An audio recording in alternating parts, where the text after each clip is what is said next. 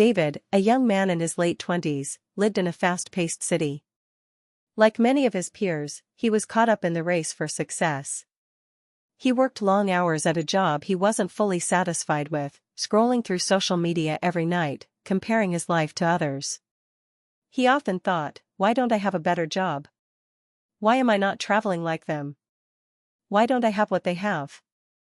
The more David focused on what was missing, the more frustrated and unhappy he became.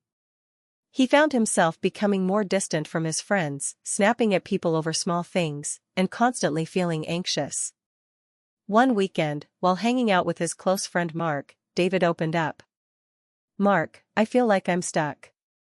No matter how hard I work, it's never enough. I'm always comparing myself to others and feeling miserable about it," David confessed. Mark listened quietly before offering advice. "David, have you ever tried being grateful for what you already have? Gratitude can change how you see the world."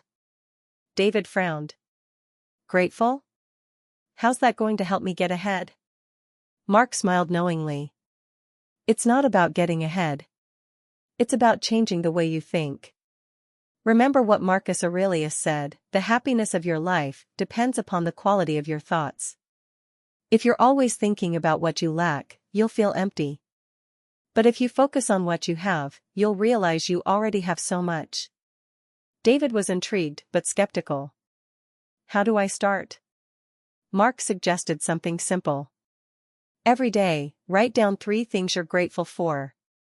It doesn't have to be big things. Start with small things that make your life better." Reluctantly, David agreed to give it a try. The next morning, he sat down with a notebook and wrote, "I have a stable job. I have good health. I have friends who care about me." It felt strange at first, but over the next few days, something remarkable happened.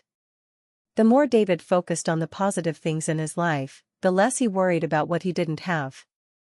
He began to notice the little joys, a warm cup of coffee, a sunny day, a conversation with a friend. One evening, after a particularly challenging day at work, David reflected on how much his mindset had shifted. His job wasn't perfect, but he was grateful for the opportunity to work and improve. His apartment was small, but it was cozy and comfortable. He didn't drive a fancy car, but his old car still got him where he needed to go.